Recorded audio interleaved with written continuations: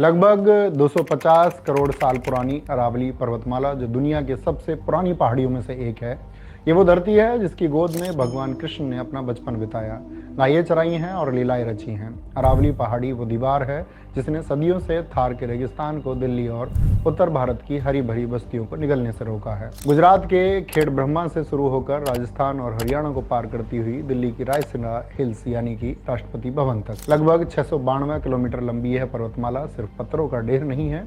यह उत्तर भारत की वो फौलादी दीवार है जो थार के तपते रेगिस्तान को, गंगा यमुना के उपजाऊ मैदानों को निगलने और दिल्ली एनसीआर के क्षेत्रों की तरफ बढ़ने से रोकती है। पर समझने वाली बात यह है कि अगर अरावली से छेड़छाड़ किया गया तो रेगिस्तान ऐसे क्षेत्रों के दरवाजे पर खड़ा मिलेगा। अरावली सिर्फ एक सुरक्षा दीवार नहीं है बल्कि प्राकृतिक स्पंज भी है।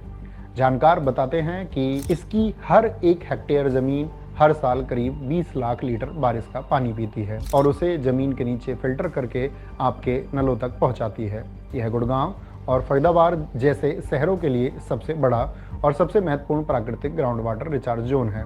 अरावली के पहाड़ी जंगल में अनगिनत जिंदगियां भी वास करती हैं, जहां का राजा तेंदुआ है, जिसके साथ लकड़बग्गे, सियार, भेड़िया, नीलगाय और 300 से ज़्यादा तरह के पक्षी रहते हैं। दौह के पेड़ अरावली जंगल की आत्मा है, लेकिन अगर यह दीवार गिर गई तो क्या होगा? पेड़ पौधे, पशु पक्षी तो खत्म होंगे ही। दिल्ली एनसीआर और राजस्थान के जयपुर, अलवर, उदयपुर जैसे बहुत से शहरों का भूजल का स्तर, जो पहले से ही पाताल में जा चुका है, पूरी तरह सूख जाएगा। जो थोड़ी बहुत नाम मात्र की स्वच्छ हवा आज दिल्ली और एनसीआर के क्षेत्रों को मिलती है, फिर वह हवा भी हवा नहीं रहेगी, बल्कि राजस्थान के थार रेगिस्तान की उड़ती हुई रेत होगी। हम डस्ट बाउल में तब्दील हो जाएंगे। यह सिर्फ जंगल या पहाड़ कटने की बात नहीं है, यह पानी और सांसों के अकाल की बात है।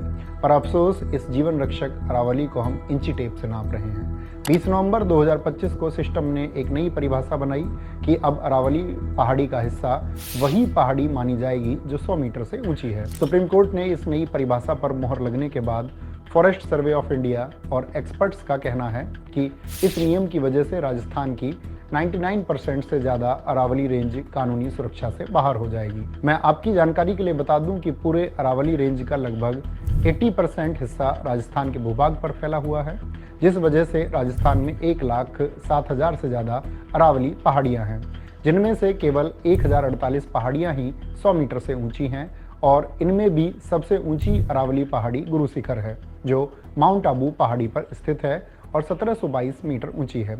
अगर यह 100 मीटर वाला नियम नहीं हटाया गया तो हजारों साल पुरानी लाखों पहाड़ियाँ और जंगल सिर्फ रियल एस्टेट की ज़मीन बन जाएंगे, जहां अंधाधुंध माइनिंग होगी, पेड़ काटे जाएंगे और पर्यावरण को तहस नहस किया जाएगा। इस सिस्टम का कैसा खेल है? सरकारें कारोबारियों को 200 मीटर ऊंची बिल्डिंग बनाने की परमिशन दे देती है, पर प्रकृति की ऊंचाई को अपने हिसाब से इंची टेप के पैमाने पर नाप कर तय करती है। याद रखिए, अगर ऊंचाई ही पैमाना है तो कल मध्य भारत के विंध्याचल, उड़ीसा के पूर्वी घाट और दक्षिणी भारत की जान पश्चिमी घाट की छोटी पहाड़ियों का भी नंबर आएगा। दक्षिण के राज्यों में जहां पहाड़ नदियों का स्रोत है, वहां भी खनन माफिया और कारोबारी अरावली की ही तरह दलील देकर प्रकृति का विनाश करेंगे। सरकारें कहती हैं कि ऐसा करके हम देश का विकास कर रहे हैं। मैं आपको दूसरे देशों के एग्जाम्पल के साथ समझाना चाहता हूं कि सरकारें विकास कर रही हैं या विनाश। संयुक्त राष्ट्र पर्यावरण कार्यक्रम UNEP की परिभाषा कहती है कि पहाड़ सिर्फ ऊंचाई के पैमाने से नहीं, बल्कि उसकी ढलान और जैव विविधता से तय होता है। ब्रिटेन, यूके में 600 मीटर से कम ऊंची चोटियों को भूगोल के नियम के अनुसार विशाल पर्वत नहीं बल्कि छोटी पहाड़ी माना जाता है। लेकिन इसका मतलब यह नहीं कि वहां सरकारें उसे खोदने का लाइसेंस दे देती हैं। वहां 50 मीटर का टीला या पहाड़ी भी अगर इकोसिस्टम का हिस्सा है तो उसे area of outstanding natural beauty का दर्जा दिया जाता है। वहां कानून है कि जंगल और पहाड़ प्रकृति की खूबसूरती हैं, चाहे वो 1000 मीटर ऊंचे पहाड़ हों या 100 मीटर की छोटी पहाड़ी। जर्मनी के ब्लैक फॉरेस्ट को वहां की सरकार सिर्फ जंगल नहीं बल्कि राष्ट्रीय विरासत, नेशनल हेरिटेज मानती है। वहां आर्थिक मुनाफे के लिए प्रकृति से छेड़छाड़ नहीं किया जाता। न्यूजीलैंड के वांगानुई नदी और उसके आसपास के पहाड़ों को सरकार ने कानूनन एक जीवित व्यक्ति का दर्जा दिया है, यानी अगर आप प्रकृति को चोट पहुंचाते हैं तो कानूनन यह वैसा ही अपराध है जैसे किसी इंसान को चोट पहुंचाना। हमारे पड़ोसी भूटान को देखिए, उनके संविधान में लिखा है कि देश का 60% हिस्सा हमेशा जंगलों से ढका रहेगा। वहाँ पहाड़ काटना विकास नहीं बल्कि राष्ट्र के अस्तित्व पर हमला माना जाता है। नॉर्वे और स्वीडन जैसे देशों में सरकारों ने no net loss of nature की नीति अपनाई है। अगर विकास के लिए एक पेड़ कटता है तो उससे कई गुना ज़्यादा पेड़ों को लगाना अनिवार्य है। अगर ये देश विकास की दौड़ में दौड़ते हुए भी अपने नदियों, जंगल और पहाड़ों को बचा सकते हैं तो भारत क्यों नहीं। मशहूर पर्यावरणविद अल्डो लियोपोल्ड ने कहा था, जब हम जमीन को केवल एक संसाधन समझते हैं जो हमारे लिए बना है तब हम उसका विनाश करते हैं, लेकिन जब हम जमीन को एक समुदाय, कम्युनिटी समझते हैं जिसका हम हिस्सा हैं, तभी हम उसे प्यार और सम्मान दे सकते हैं।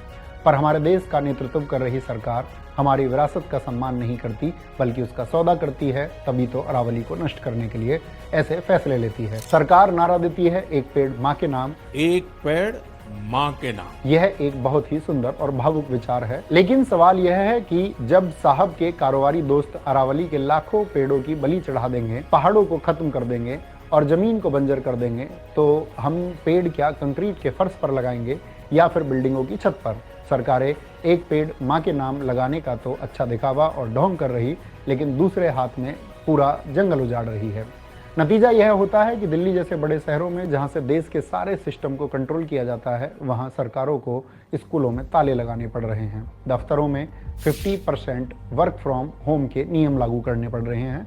और इन सब की वजह क्या है? कोई महामारी या बीमारी नहीं है, बल्कि प्रदूषित हवा। कोटपुतली राजस्थान यहाँ सबसे बड़ा जन आंदोलन और पहाड़ियों पर शांतिपूर्ण अरावली को बचाने के लिए प्रदर्शन हो रहा है।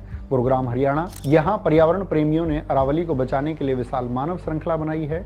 इसी तरह उदयपुर, जयपुर में भी नागरिक, युवा, महिला और बुजुर्ग धरने पर बैठकर अरावली को बचाने के लिए नारे लगा रहे हैं। अरावली का घटना सिर्फ एक पहाड़ का गिरना नहीं है, यह हमारे फेफड़ों का फेल होना है। फैसला हमें करना है कि क्या हम आने वाली पीढ़ी को वो अरावली देंगे जहां भगवान श्री कृष्ण खेलते थे, या वो रेगिस्तान देंगे जहां सिर्फ धूल उड़ेगी।